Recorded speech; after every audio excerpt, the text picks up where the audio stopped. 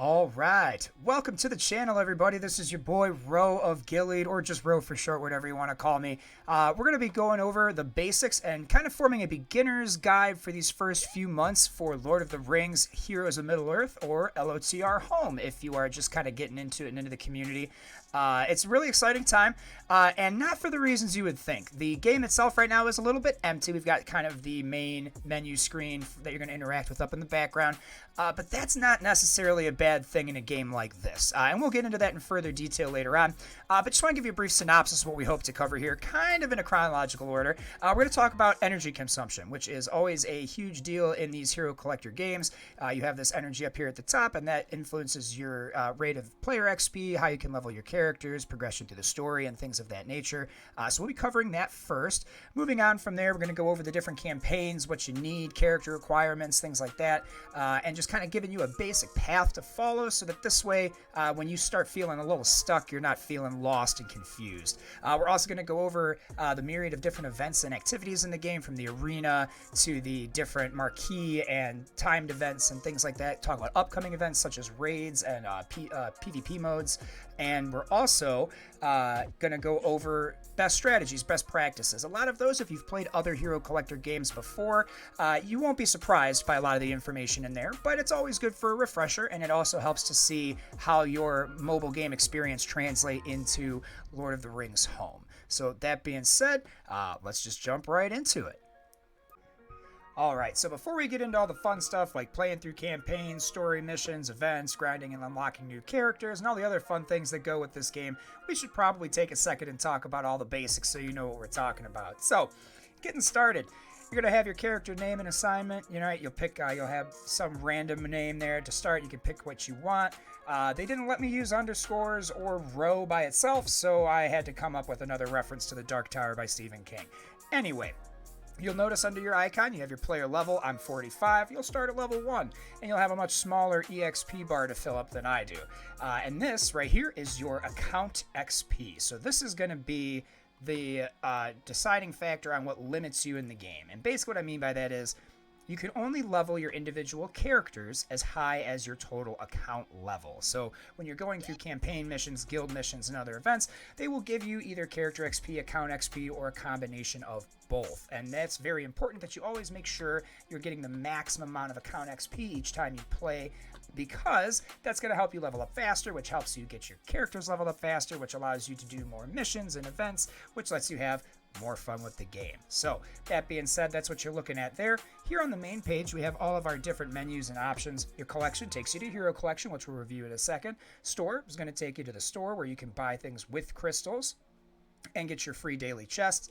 Inbox is going to tell you things like new game updates. You're going to get supplies from your guild and things in there, and that'll help you out as well. The supplies cache is where you're going to use in-game currency, which is a big difference, things you earn from challenges, your crystals and whatnot, and that's going to be where you buy character shards and gear and things like that for them.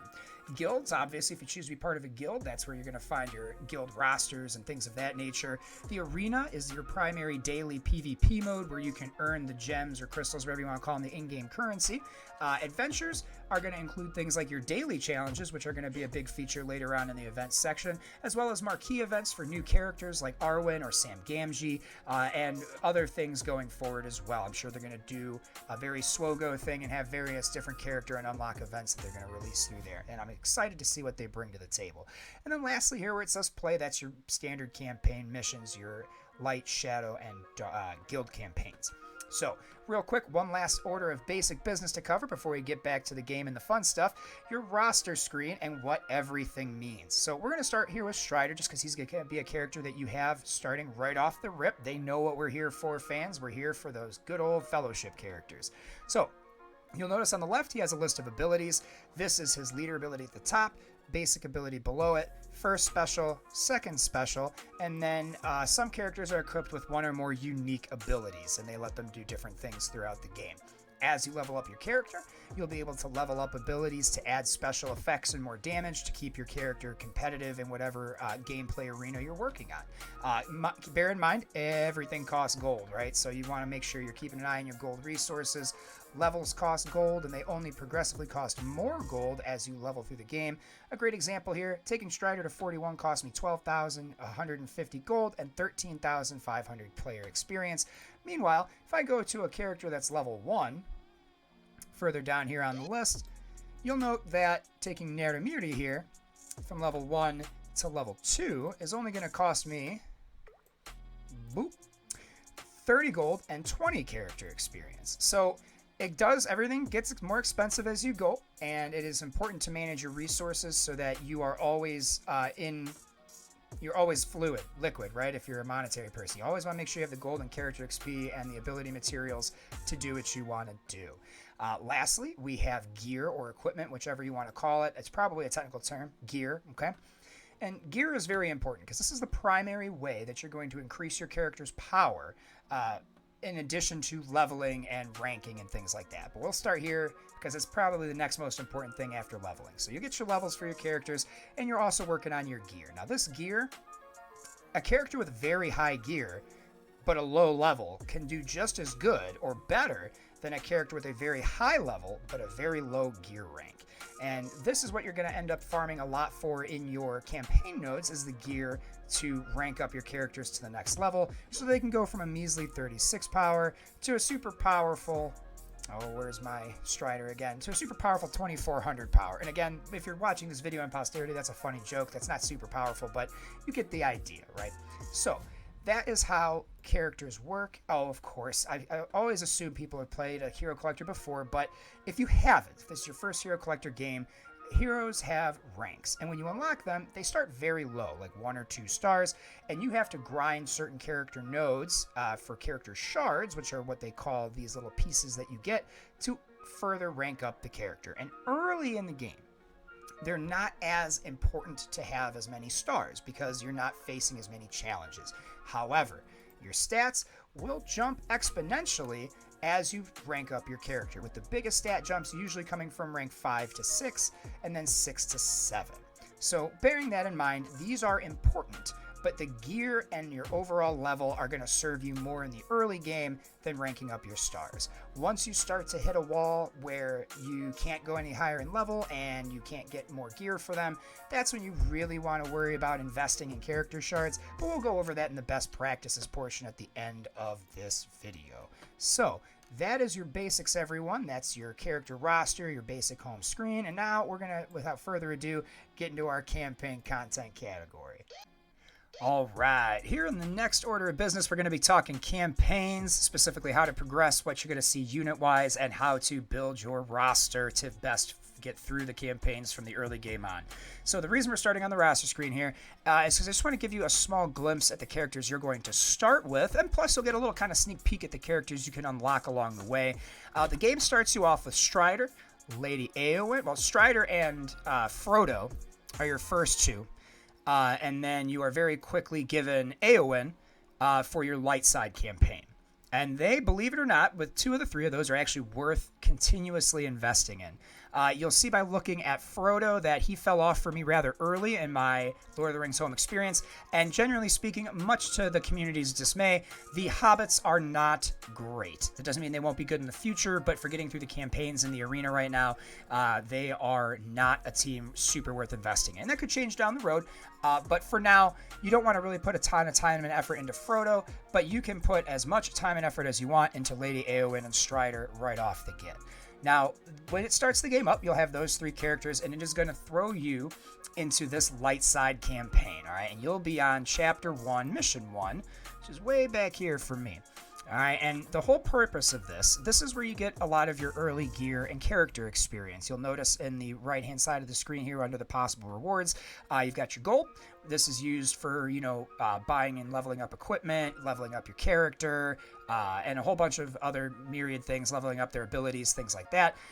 This XP is not your account XP. This is for leveling up your individual units. Some of these games have the same kind of XP system all around. Some of them make you grind out different nodules or modes to give you special types of experience. This game just gives you character experience for completing missions, which is awesome. Makes things way simpler. You know what you have to do to level up your characters, play missions, and use your energy. This gold ring is your account XP, and we'll circle back to that here in just a second, but this is how you raise your level cap and get into the more mid to end game style activities, is by gaining this account XP. Okay, and then this bag, this satchel over here, is a piece of gear, and you'll see if I click on it, it'll show me all the characters currently in my roster. They're going to need satchels, and I have 0, and there's going to be a reason for that, and we'll cover that in another segment in this video, why I have a lot of low level characters that I've unlocked but haven't leveled up. But basically, that's going to be your strategy. You want to build certain tunes so that you can get through the bare minimum requirements so that you don't waste resources. And we'll come to that towards the end in our strategy section as well. Once you get through, I think it was Light 1 and 2, they're going to give you a couple shadow units. You get Uglook and you get, there was another one they give you. Shoot, Dunhar, I think? No, it's not it. They give you Mauer and Uglook for your first 2 shadow side characters. And they actually have some cool synergy, and they're part of our Isengard Orc team, which is, especially for free-to-play players, going to be your primary focus when working through the different campaigns. And going into that, we're just going to kind of show what running campaigns looks like for your average player. All right, you're going to go in, say you're doing Shadow Campaign, you're going to go in, you'll pick a node, you'll beat it, you'll get these rewards, and that'll generally be the last time you touch that node, unless you didn't 3-star it, because you will auto-battle most of your stuff in this game.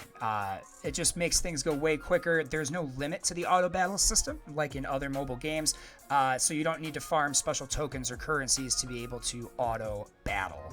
And another good tip, something you'll want to know for the campaigns in this game, you're going to hit walls in each and every campaign that you play through.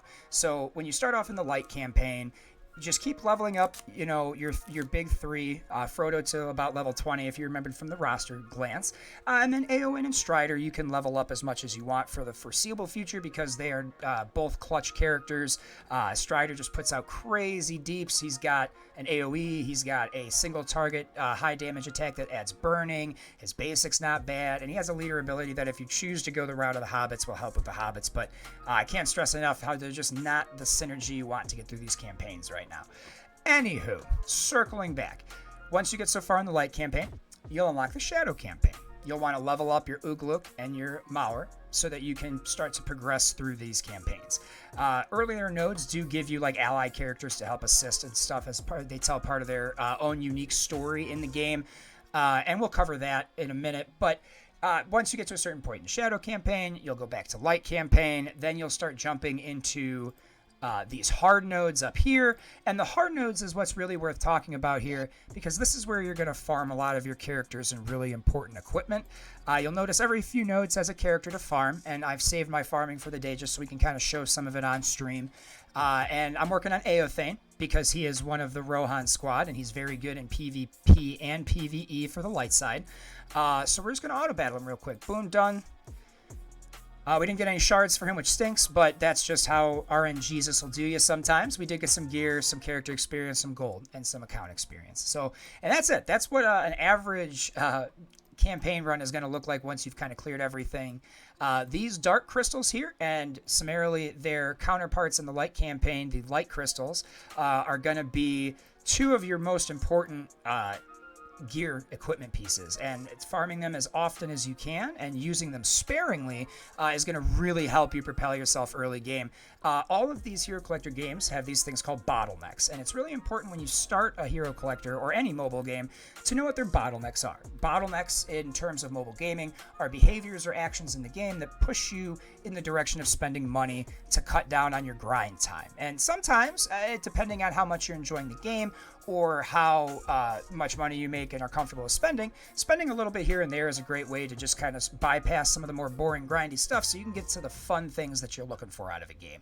That being said, when you start a game like Lord of the Rings Heroes of Middle-earth, especially in its infancy, like this game is now, it's been out for 4 days under a month at the time of making this video, you don't really have to spend if you want to play this game in the long run and have a good time. All that'll be necessary is to play the game every day. And we'll cover that again and circle back to best practices at the end of the video. So if these are the things that interest you, feel free to skip ahead. If not, we're going to keep plugging and chugging through. So finally, we're going to get to the guild campaigns. And these unlock, I believe it's either level 10 or level 20. I don't remember. But the important thing is getting these unlocked as quickly as possible, because in Chapter 1 are a bunch of characters that you're going to want to farm. First node, right off the rip, you get more Ugluk shards. Ugluk being the leader for your Isengard Orcs team. He's one you're going to want to have at a higher star level. You'll notice I have mine at 4, working on 5. But because of recent developments in the game, they're not a huge push for me at my current level. And we'll go over what things have changed so that you know why I've changed my farming approach, again, in the best practices at the end of the video. Anyway, you'll want to get here quick. He'll be an easy node to clear because you can use both your light and your dark side characters in this campaign. Sorry, light and shadow characters in this campaign. And you'll be able to push through that pretty quickly because you'll have 5 characters off rip that you can use. Also, worth noting, Pippin. If you're going to level a Hobbit, especially early game, Pippin is a decent choice. He's got healing. He can give buffs to the team. He works better with Merry and the rest of the Hobbits, but early game, he'll probably be the only healer you have access to. I took mine up a little too high in level, but I didn't have the benefits of the nodes that they had changed. And again, those are things we'll go over at the end of the video that make it so that Pippin is probably not the best choice for your first healer as it stands. But lastly, can't get through this guild campaign tutorial without showing you probably one of the most sought after best characters in the game right now, and Ahhhhs Ironhide. Now Ahhhhs, he's a giant troll. He'll be your first giant character that you can actually unlock, which is one of the cool staples of this game, is that instead of just using regular sized characters and making all the oversized units bosses and raid things and things you don't get to play with, Lord of the Rings HoME and Capital Games, CG, the same people who make Lord of the Rings, same people who make Star Wars Galaxy of Heroes, decided to make these larger units playable. And that is a very cool twist to me. Have a giant orc, or maybe we'll have Shelob or something like that down the road that we can play as on our team, which is pretty exciting, honestly. And they already have 2 trolls in the game. So one you can farm and one that's more of a pay-to-win option. And honestly, pay-to-win option troll is really good, but it's not worth not farming this guy for. This should definitely be a priority farm for anybody it's just starting off. And another good thing about this, the guild campaigns give you more tokens than standard campaigns do. They have a higher drop rate for that, and they're also where you're going to get your ability materials. These guys right here, you have common ability, uncommon, rare, and there's a 4th tier that I haven't unlocked yet. But those are going to be how you level up your moves, like your attack, your special attack, your ultimate. Well, special 2 in this game, but we can think of them as ultimates because they're pretty big deal attacks usually, or support moves. And they're very, very important to grind. So every time you get energy for this, make sure you're farming your primary characters that you're building towards. Now, that brings me back to my last point about campaigns, and we'll rehash all of this, but I just bought a package, which is the only reason I have this much energy. On a standard day, I run out my energy every single time I log into the game. And it only takes me a couple minutes. I farm a specific piece of gear I need, or I'm farming a character node. It takes 2 minutes.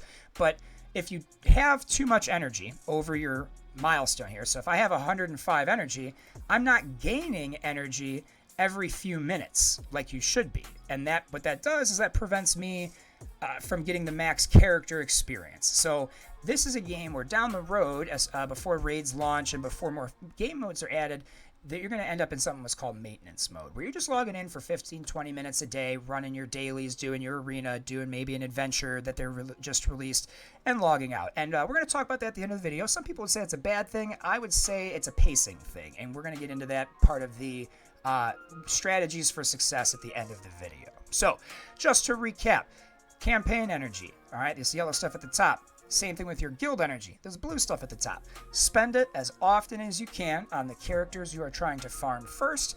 Then follow that up. Any extra energy you get throughout the day, any extra energy you buy, follow that up with your light and dark crystals and other gear you need to keep advancing your characters.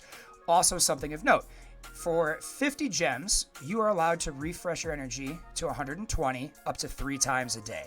You're going to earn about 75 gems a day just from doing your daily objectives here at the bottom. and completing quests and things like that. So when you go in to do that, it's important to know that you're not really missing out on anything. You want to make sure you're getting your usage, spending those 50 gems a day. To give you an idea, when we started playing on global launch May 10th, they gave everyone 2,000 crystals. Before I bought an outrageous package to make a video of farming for Arwen later, I had still had about 800 out of those 2,000 crystals they gave me. And all I did every day was refresh my campaign energy 2 to 3 times, and every now and again I'd even refresh my guild energy, which is for 100. So much more steep of a cost. And again, you don't really want to spend these until either you have a ton of extra money and you're burning a hole in your pocket like I did, or you want to really focus on something specific. They're best worth saving or just using them for your energy for your campaigns so you can advance faster. And I think that'll about do it for this segment of the video. So we're going to come back at you this next segment. Going to focus primarily on the different events, arenas, and shops within the game in which you're going to be spending more of your time. So that being said, let's get right down to it. All right, next up is our various variety of different game modes and adventures and arena and different things to do besides the campaign that you're going to be at least touching once a day to make sure you stay successful in Lord of the Rings Heroes of Middle-earth. So, that being said, let's get right down to brass tacks, and we're going to start on the left with the store. All right, now, I'm clicking on the wrong screen. So, the store is mostly for spending your gems and your cash, okay? This stuff is all going to be pay to win. You're going to get limited time character offers here, which is why I have so many gems. I really want the elves for Elrond, and hopefully I won't have to use most of those on Arwen. But this stuff, for the most part, is all pay to win. We'll go into gem value and things like that in the best practices and tutorial strategies at the end of the video, but suffice to say that this is never really a great deal. Unless you're playing all the time and you are just needing it for energy refreshes because you're not making your arena payouts, which is something we'll cover here coming up in just a moment. But the most important part about this page is this bottom chests icon. You'll see we got a little red notice. Every 4 hours, you're going to get a free bonus chest.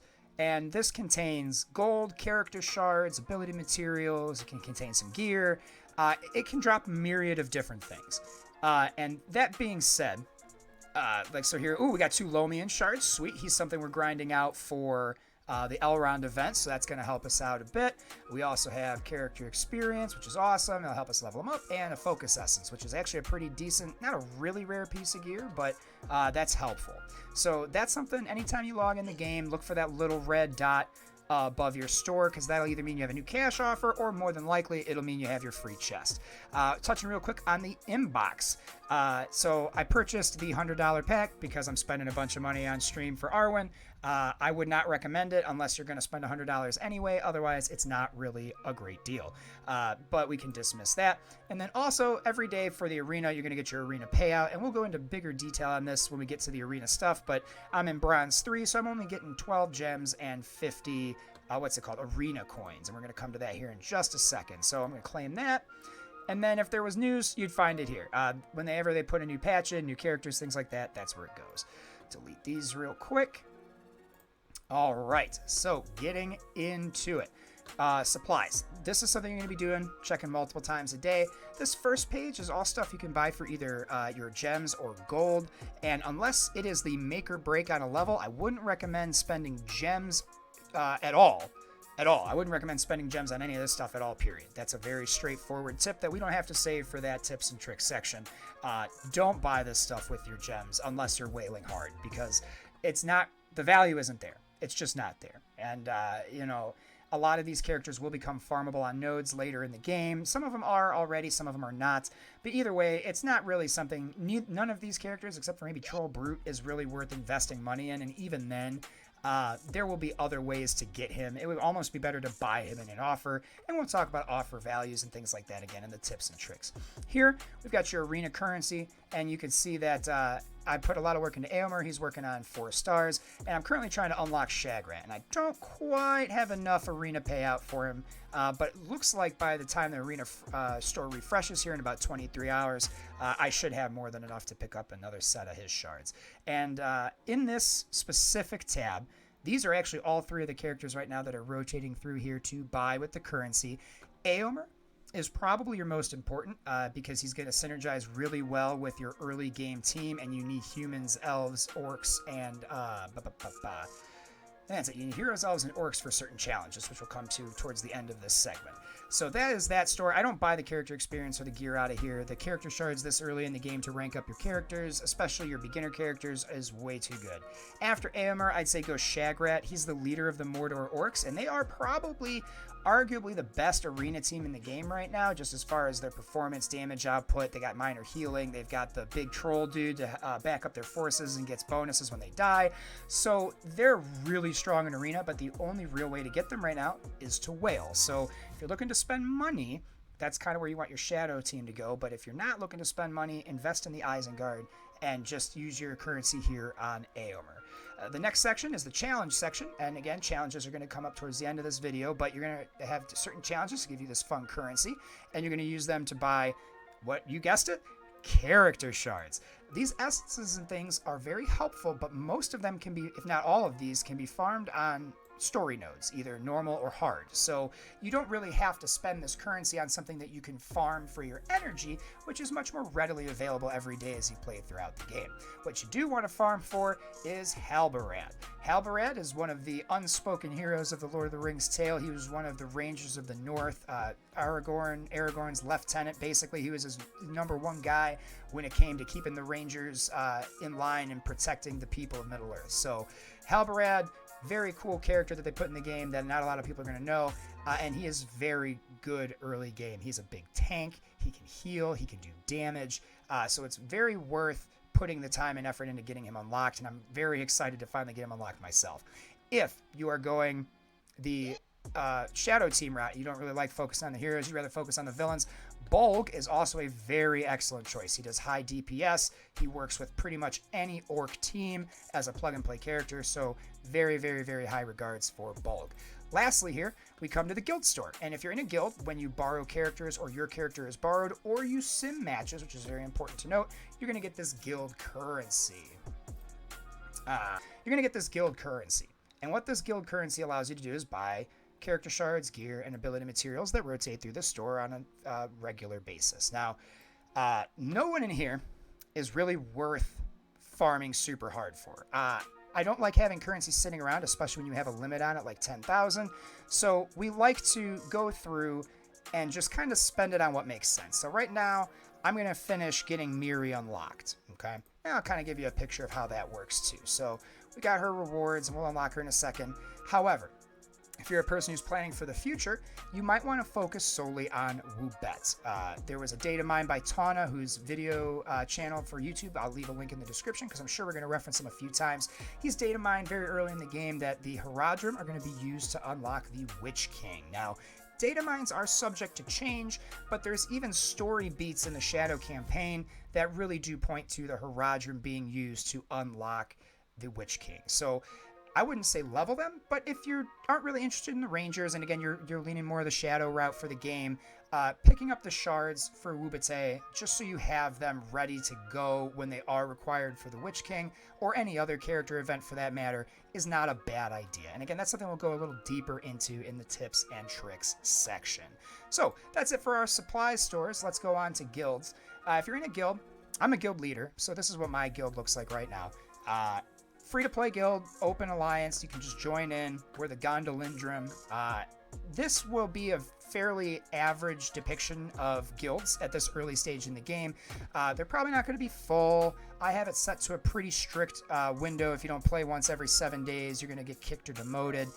And basically what I'm trying to do is build an active player base so that when the raids launch, I hopefully have 18 to 36 active players, people who are going to participate in the content so that our guild can do better. And the raids aren't out yet, but they are something we should be planning for because, again, if you don't want to spend money on these kind of games, having a solid strategy and trying to stay ahead of the curve are the #1 ways that you can always make sure you're having fun, never feeling bored, never feeling forced to wail or spend a bunch of money. And making sure that you're doing the right things from the beginning is just the easiest way to do that. So if you're not in a guild, either start your own, leave it open, let random randoms join, or try to find a quality guild, or heck, you can even join mine as long as I've got space available. So free advertising for my alliance, the Gondolindrum. Feel free to join up, especially if you're a daily active player, especially if you're somebody who wants to really focus on raids and activities. We're going to be doing a bunch of that here in the near future. We're going to circle back and end with the arena just because it'll give us an opportunity to show off some of the game's gameplay, and you'll get to watch me get thrashed in the arena. So here in the Adventure Hub, this is kind of the last, second to last big section we're going to talk about. You have your daily challenges. Now, I already did mine for today because I wasn't thinking before I made this video, but every day you can have certain ones of these, and they tell you right underneath. So Forged in the Deep is for light crystals. It allows humans or goblins to be on the team, and it takes place Tuesday, Friday, and Sunday. Okay, with all of these taking place on Sunday, so Sunday's a big day to make sure you play and get all your daily challenges and rewards done. But always pushing yourself to the max level so you can sim them and get more of these rewards as they become more and more valuable is definitely a must every day. And we'll go over the daily routine as well at the end of the video in the tips and tricks section, just so you can kind of see what the game is when you're not actively playing, and how just giving it a little bit of attention here and there, even if you're not an avid gamer, will really help you keep current with your account and make things fun and enjoyable. Next thing to note in this Adventure Hub, you have the Gardener's Journey with Sam Gamgee. This is a good way to test out your teams early on. There's a bunch of different chapters. Each of them have 6 to 7 nodes. Each of those nodes have rewards and Sam Gamgee shards. Now, there is a harder tier difficulty for this, and you'll notice I haven't completed it yet because, as we previously mentioned, hobbits aren't that great right now, but also there's no time on this event. And in these kind of games, if this was something that was going to go away, they'd have a timer on it like this, the Bitter and Sweet event right next door that we'll talk about just momentarily. And so there's no rush to do this, especially since hobbits aren't that great right now. It is fun. It does shine some light on stories from the Fellowship of the Ring that don't make it to the movies. I wish they did a little better job at that. I was really stoked at first, and then they backpedaled a little bit halfway through the campaign. And it was a little disappointing, but to get in to see characters that you don't normally see, like Tom Bombadil, and references to like the wraiths and things like that of the Barrow Downs, was pretty neat. So there is some story elements to this that make it kind of fun. And then lastly, we have marquee events and raids. Now, raids obviously aren't out yet, and we're going to talk about raids a bunch in the tips and tricks section, so we're going to kind of ignore that for now. But especially when these type of Hero Collector games first launch, you get these, what they call marquee events, okay? And what these allow you to do is, for free, they're going to unlock you a 3-star character just by completing all these nodes. Now, again, I've completed this, but you got 25 shards a node, and it took 100 shards to unlock Arwen at 3 stars, and you're using borrowed characters. And these first 4 nodes are free. They're just saying, hey, here's how you use the character. You don't have to unlock her, don't have to gear her up. They're just there for you to learn how she works and see if she's what you want to spend your money on. It's kind of like a sales tactic, right? The next one you'll get just for having her. You'll have to level her up a little bit, and you'll get some rewards. And then what we're going to do on stream later this evening is we're going to unlock Arwen at 5 stars and get these big bonus rewards at the end. Now, in fairness, this final tier is for pay-to-play players. It is not something that you're going to be able to do just by doing these other 5 steps of the marquee event and leveling up your character. And when it comes to games like this, new characters is how they make money early on, and that's always how it's one of their big staples moving forward. So you're never going to be able to get this character 5 stars out the gate without spending money. Okay, that's just not going to happen. But you can, the nice thing about these marquee events is it lets you play with the character and decide whether or not it's a character you want to invest time or money in. And they give it to you at 3 stars for free if you're playing during the window that they run the event. So it makes sense to at least run the events first 4 or 5 missions, get the character unlocked, get the rewards, see how they work. And if they work with your farming strategy and your team, it might be worth investing some crystals or some cash in order to have them at a level that helps. If you're trying to stay strictly free to play, the nice thing about Capital Games versus other big game developers like Scopely is that they have a great track record for a good character release cadence.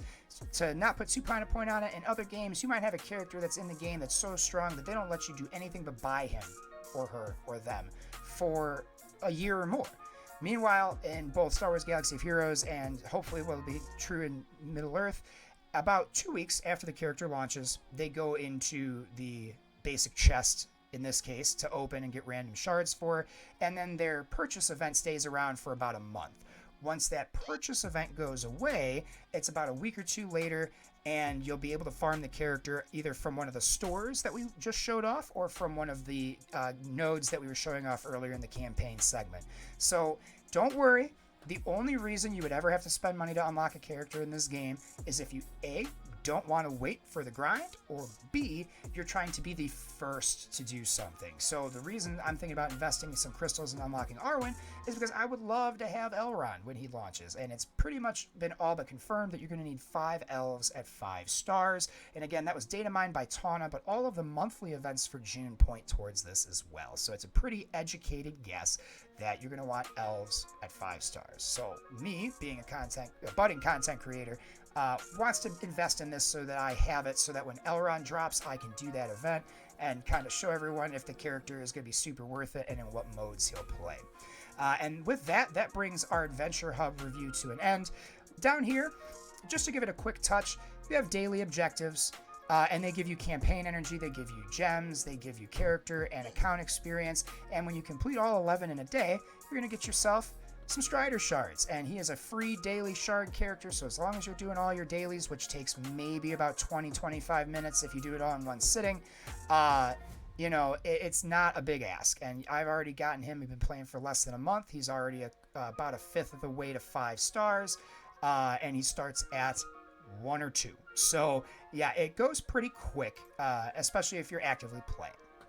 So that's that. And then there's also these little mini quests. Some of these are easier than others. This one won't get finished right now because I have to buy that Rohan character we saw in the supply store with crystals and our gems, and I just don't want to do that. It's not worth the 10 light, 10 dark, and 5 Aragorn shards. But other ones are simple, like complete this certain campaign mission, complete the Sam Gamgee adventure, and they progressively get more challenging, but the rewards also progressively get better. Remember, we talked very much about needing those ability materials and these gear crystals, the light and dark. So making sure you're attempting those at the very least is going to be very beneficial. So, that being said, let's go talk arena. So, we're going to actually let you see a battle here. I'm probably going to get smashed, but it's a learning experience, and it's something we're going to use to talk about in our tips and tricks section. But basically right now, the end game for Lord of the Rings Heroes of Middle-earth is the arena, and it's not really an end game. Okay, it's more like this is what you're doing to kill time and improve your units until raids and future game modes come out in the next month or two. So, that being said, how it works. You set a defensive team, and your defensive team does not have to match your offensive team, but typically you want your defensive team to consist of your best units to help you defend against oncoming attacks. Then your combat team can be totally different. My combat team can be, well, actually we'll touch on that in a second. Let's touch on ranks first. So, you have these rank rewards, okay? I'm rank 919 in Iron 2, which is real bad. And this is the way that you get your gems. This is the free-to-play way to earn in-game currency. The problem that this game has right now, and it is a problem, and I'm sure it will get addressed rather quickly as the game grows, but everyone pretty much is using the same 2 to 3 teams, which is to kind of be expected as a meta starts to develop.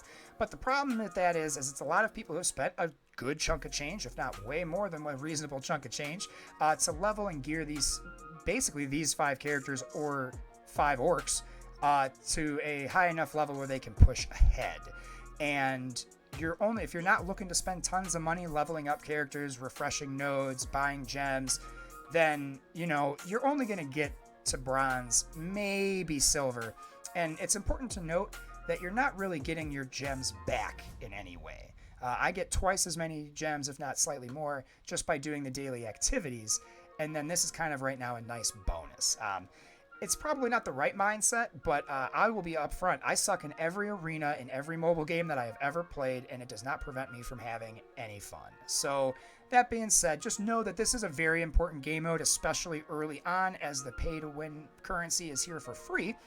But don't be upset or disappointed if you can't push yourself very far without spending money.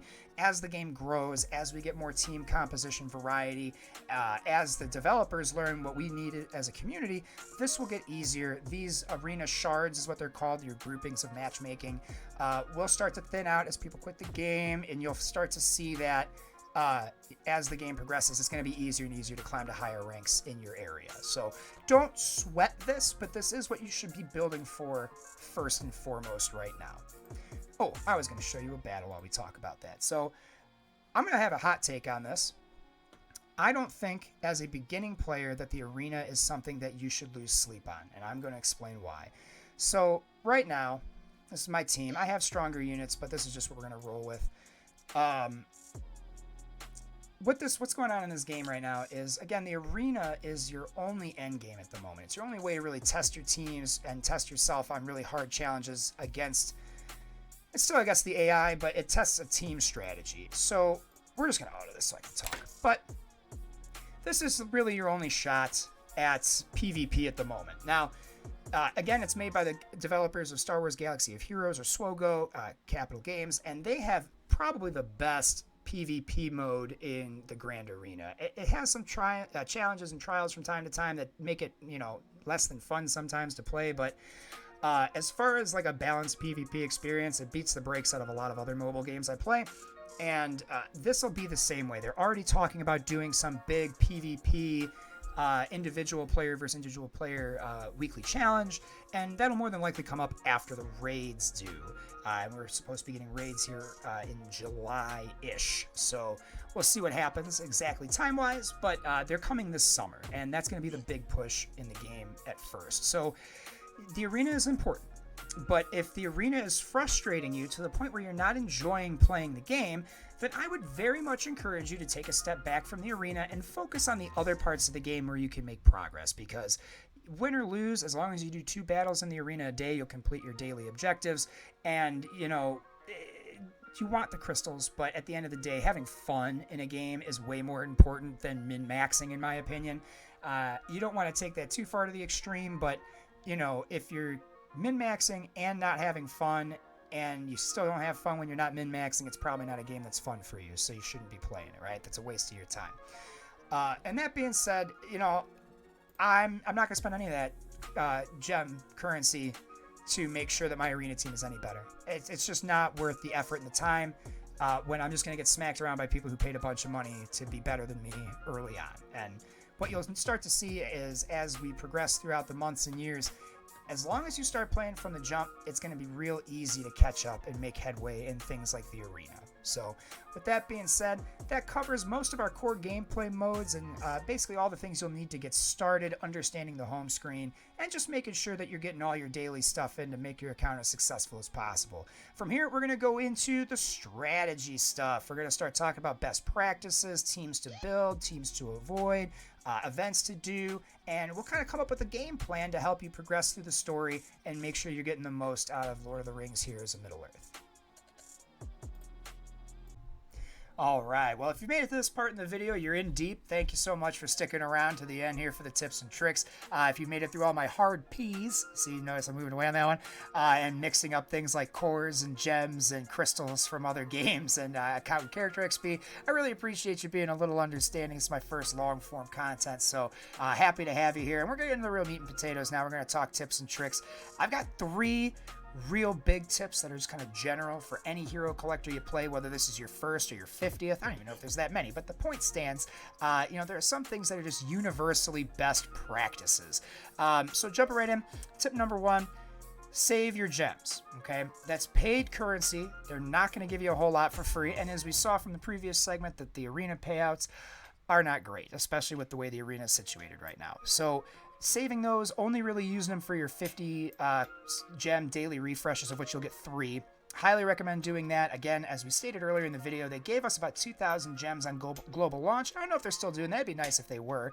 But, that's going to be the only currency you're going to get for free, if you get any at this point. So, you're going to want to bogard that. But again, I started with 2,000. I was spending my 50 every day, and between what I was getting back in my meager arena payouts, and then on top of that from the daily objectives, I was able to still have about 700-800 by the time I bought my R1 pack and have way too many that I know what to do with. So bear in mind, you can spend them on those daily refreshes at the very least, and they will be beneficial. But you don't need to go ham refreshing character nodes. Be patient, wait the extra day. You'll get those character shards. But it's really, you're going to run out of gems really fast, and you're going to kick yourself later on down the line when you don't have the gems to grind out a character you really need. Tip number 2, okay? Big one here. Make sure you're spending all your daily energy anytime you log into the game. that directly translates to character and account experience, which means you can level your characters higher, give them their abilities higher, earn more gold, earn more resources, right? So always make sure that you're spending that energy, especially the guild energy, because they give you those character shards at a lot faster rate than the campaigns, and there's no limit to how many times you can farm that node in a day, unlike the campaign nodes. So those guild characters are especially important to chase after, okay? Lastly, third and final major tip, roster management, all right? This game is a decent selection of cool characters off the rip, and it's only going to get bigger, and that's how these games will get you. You'll be leveling up every single character, you'll be gearing them up, and you're out of gear, and you're out of character XP, and you're out of gold. And now you got to start spending money if you want to level up a bunch of the characters, especially the ones that you need. So that being said, that's a really strong thing. So we're going to talk roster here real quick because it's going to be a big deal going forward as well, and it's something you're going to really focus on. So this is going to be our goal right here going forward, at least in my opinion. Focusing on the arena right now is super toxic, and it's already units that you're going to be working on anyway, but I wanted to point these out because these are the end goal right now. We're looking at our first legendary character coming up soon at the end of June, beginning of July in Elrond, and it's been data mined by Tawna that he needs 5 elves at 5 stars. So you'll see here, we have Elra here, Arwen, the new character that just dropped in the Marquee event. We've got Lomian, who is farmable on a campaign node. Naramiri, who is farmable on a guild node now, is something they just recently changed to help the community. And Liliel, who is also farmable on a campaign node. So that being said, Elra here, you can see I've got him at 5 stars already. I had his campaign node unlocked when they moved him. It was a very easy, fun grind. It only took me about 3, maybe 4 days to get him from not even unlocked all the way up to 5 stars. That's how generous the guild store or the guild campaign shard drops can be. So very important. Arwen, I got her unlocked at 3 stars from the campaign, the Marquee event, and then the 4th star was a $20 offer. One of the best offers that's been in the game so far, and we'll go over that here at the very end of the video, kind of spending offers, things you should look into, things you should avoid. Lomian, I started farming him as soon as the data mines came out, so we've got him 2 stars, almost halfway to 3. And Naramiri is also a guild farm. But I already had Pippin from my early game play, so I wasn't really focusing on her quite yet. Just started farming her the other day. Already have her unlocked at 2 stars, working to 3. So, again, the guild ones go very fast. What you'll have when you start this game, you're going to have Strider, Lady Eowyn, and Frodo. And again, right now in the game, the hobbits aren't really worth investing in. And if you look, my Merry is only at level 1. And, Pippin's really the only one I've leveled, and I haven't even bothered to unlock Sam yet because he's not going away. So, making sure that you're staying on top of your roster, not leveling up characters that you're not using or don't need yet. Now, that doesn't mean you can't unlock characters and even promote them to a certain point. I have a lot of characters on here. Unfortunately, I had to use Edric to get through the early Shadow campaign, but a lot of the characters I've unlocked more recently, Yeftu, Wolfwin, Fro, Goldburs, they're going to stay at level 1 for a really long time because I just don't need them. They're not part of any teams that's really going to do anything for me right now in the game, and they're there. They may be good later, but as long as we have them unlocked and the ability to farm their nodes, then we don't really have to ever worry about falling behind on them because, again, we're playing from day 1, so you'll know, hey, Rohan and Wolfwin are going to be required for an upcoming event, and we'll know probably a couple weeks in advance. This way we get some time to farm it and make sure that we're on top of the game. We'll promote Miri real quick because it's cheap to go up to 3 stars. This jumps exponentially from 3 to 4, and I'll show you what I mean. So it's only 19k gold to go from 2 to 3 stars, which, it's not bad. You can sneeze out 19k gold in a couple farms of your campaign nodes, no big deal. But going from 3 to 4 rather is a bit of a different story. Going from 3 to 4 is going to cost you 80,000 coins. So that's 4 times the amount. A little more than 4 times the amount, actually. And then going from 4 to 5, I don't have an example of my roster right now, but I know from the other day is 150k. So a little less than doubles this amount. So that being said, if you farm up the hobbits and you spend all that gold, tiering them up and ranking them up, you're not going to have any gold left to give them gear, to level up their character level. And if you do that with every character, it's going to get out of control real quickly. So character teams, if you're free to play, you want to focus on Rohan. So Eothane and Eomer and Eowyn synergize really well together. You can put Strider on that team. He'll put in work. And then for your healer, it's going to depend on when you've started the game. If you're me and you've been playing since global launch, you're probably going to use Pippin just because he was what you had. I would not recommend taking him above level 40 gear 5. I have a feeling that for right now in this game, that's where a lot of our characters are going to stop until we know exactly what we need him for. Same thing, you'll notice I didn't take Frodo Baggins very far past 19. Never leveled Merry. They're just, I wish they were good, but they're not. So Eothane, Eomer, Eowyn, Strider, and then either Pippin, or if you're a newer player, I would try to hold off and get to Chapter 2-1 of the Guild campaign for Naramiri, because she's going to be a good healer and buff dispeller in a general sense, but she's also going to play towards that elf team with Elrond. So the elves, as you can unlock them and start farming them, you want to make sure they're in your rotation. For your shadow team, if you're free to play, you're going to stick with the guys that give you at the beginning, Ugluk and Mauer. And you're going to work to unlock Dunhar, who is kind of the mild support healer for the Isengard team. He does have a group heal, and it does get better as you level him, and he has good synergy with your Isengard orcs. Also for that team, you'll want Gaz Ironhide. Again, we talked about him earlier in the guild mode. He is incredible, easily my second highest shadow character next to Ugluk. But really, realistically, most players in the game, Gaz Ironhide is their strongest character for very good reason. He's got 2 AoE attacks. He's hella strong. And later on in the game, if you end up going the route of Mordor orcs, he gets bonuses when Mordor orcs are slain. So that being said, if you're pay to play or pay to win, you really want to crush hard, you want to invest some money in grinding and buying out the Mordor orcs. They are superior as far as their team synergy and strength. But they are way harder to attain and way harder to level up. So just know that if you're going to whale that, you're in for a long, expensive grind, okay? Now, those are your basic intro teams, the things you're going to build around. Honorable mention for Shadow Team goes to Nuraz, because he can summon his own version of the Rock Troll, the pay-to-win troll in the supply store. And it's not bad. It scales pretty good with him. He's got some ability to throw a taunt on it and some healing stuff, and that helps him out a whole bunch. Also, honorable mention on the light side, you won't get to him until a bit later, but Elver here, and we're going to talk about him in a second, but as soon as you can start farming him, very, very worth it. And that is the big 3, all right? So if you take nothing else out of this video, all right, if you take nothing else from me, spend your gems wisely. Use all your campaign energy every day. And then finally, manage your roster.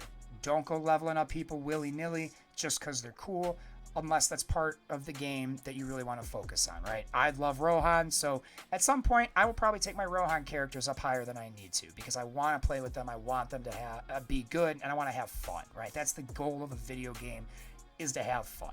So there's ways to have fun without shooting yourself in the foot, right? So take those starting 6 to 8 characters, build from there. If you find somebody like, wow, I can't believe they put in Foe from this real, obscure short story reference, and you really love that about the character, go for it, right? You can have 1 or 2 pet projects, especially early on in a game like this, and it's not going to kill you, right? It's not going to set you way back. So, that being said, other fun little tips and tricks, things to note. First and foremost, outside of the big 3, get yourself in a guild.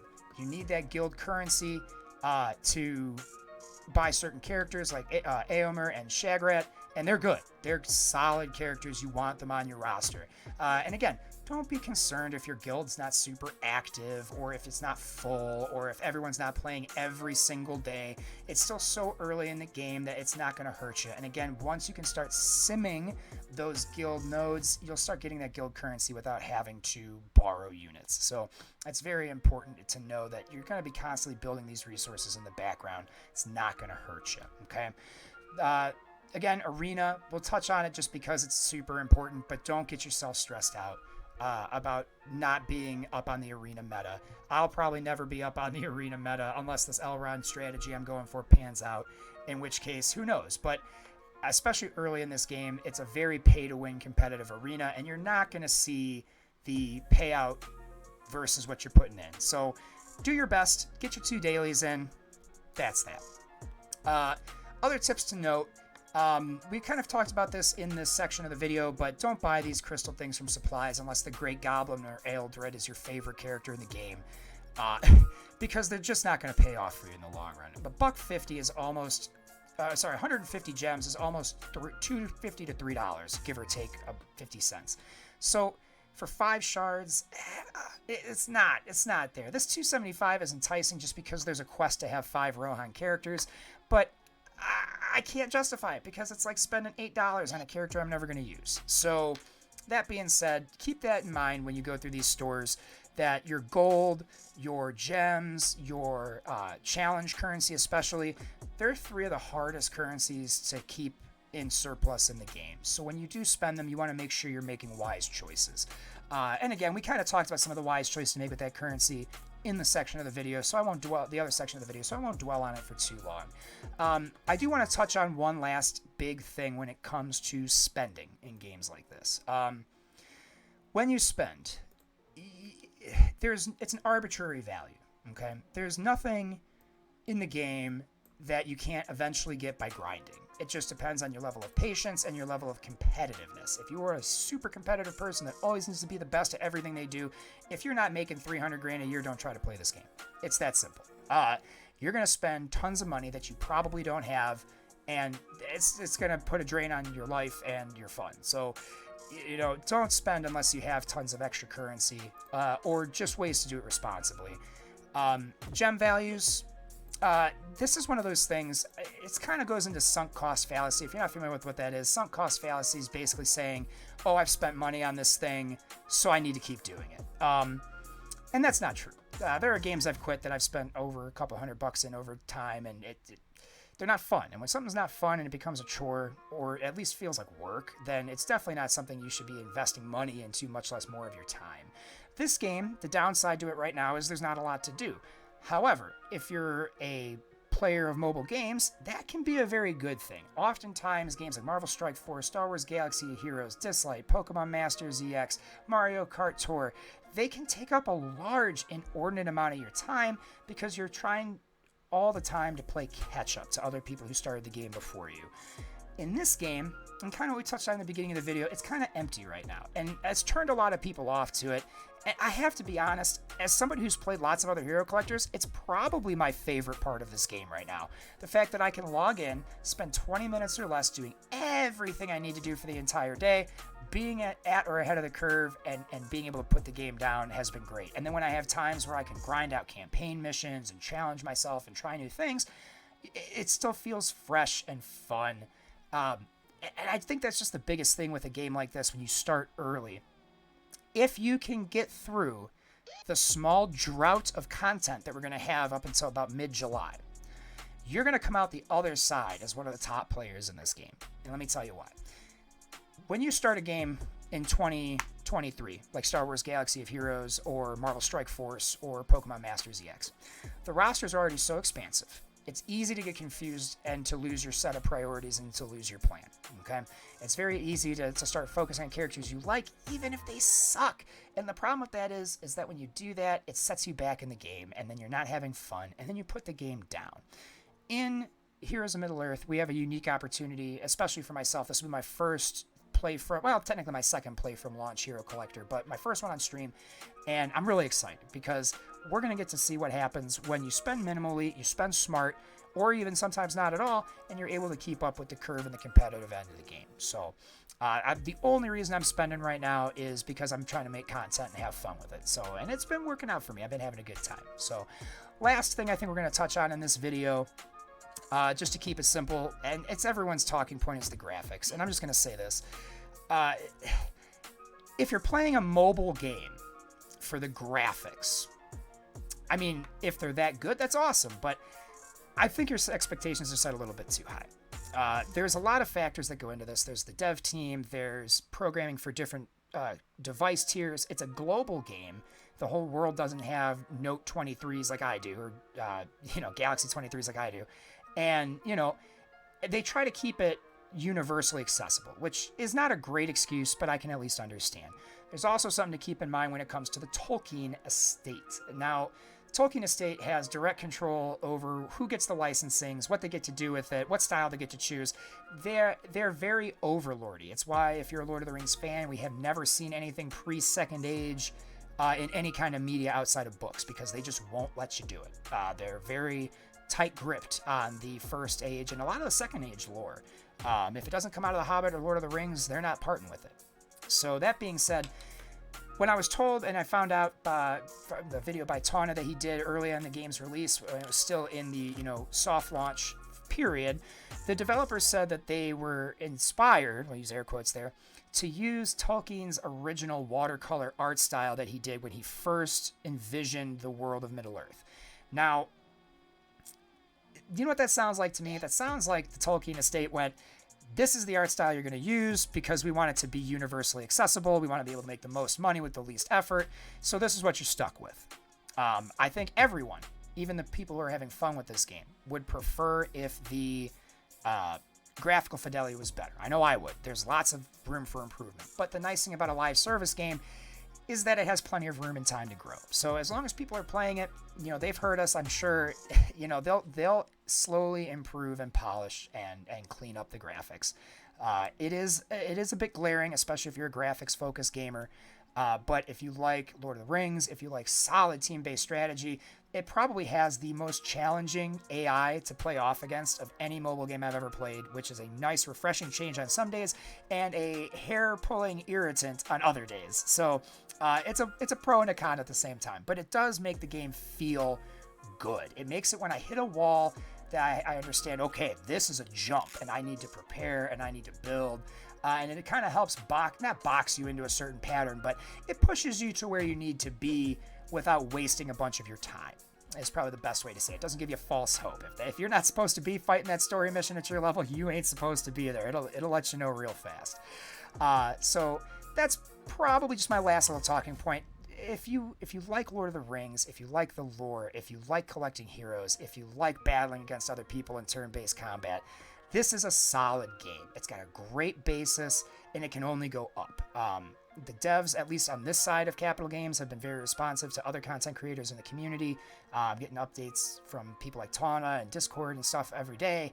So it's very active, and you can tell that versus what Star Wars is, they try to be much more engaged, at least right now in this early stage of the game, with their community. So I'm sure they've heard our complaints. I'm sure it'll look better down the road. And again, if the real big hang up for you on a mobile game is that it doesn't look like a PS4 game or a PS5 game or a PC game, I don't know what to tell you. They're mobile games, and some of them, yeah, they have that fidelity, but most phones can't run those. And I think we get a little first world problem here in the United States, where we tend to focus on stuff like that and not on the core aspects of the game, which is, we're getting a Tolkien game. It's not a game where I have to play strategic tactics war battles every 5 hours because I have to time out the way I send my army out and build a community. Those games, they're fun, but if you think these kind of games require a time commitment, I tried Lord of the Rings Rise to War, and I was really excited when that game dropped, and then I had to wait 6 hours the one day for my units to go and attack a settlement just to get destroyed, and it feels bad. It feels worse than waiting 24 hours to get 0 character shards on a hard node farm. It really does. So it's nice to have a game that we can just play, we can strategize, we can theory craft in right now, especially since it's so early, and it feels rewarding. It feels good. It tests your mettle. So if you can't get past the graphics, I can understand. But if you can, I would highly, highly recommend giving this game a chance.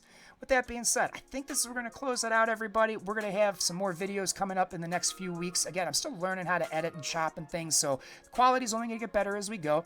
Our next video that we'll put on here on the YouTube channel will more than likely be a daily grind video, just to kind of show you in about 10 minutes what I do a couple times a day, walk you through it, so that this way it's easy to see, hey, once I hit a certain point, auto for a couple of days, right? Have fun with it. Just kind of chill and enjoy the ride. So if you're new to the channel, please leave a follow or a like and a subscribe. Follow me on Twitch. The name is Ro of Gilead on Twitch as well. It's almost like I'm a brand or something. So with that being said, like, subscribe, comment, let me know your thoughts down below. I can't wait to talk with you guys, get into the chat, speculation, and really kind of get things going. So that being said, if you watch me on Twitch, you'll know I don't really have a sign off. So yeah, I guess it is what it is. I'll catch you guys in the next one.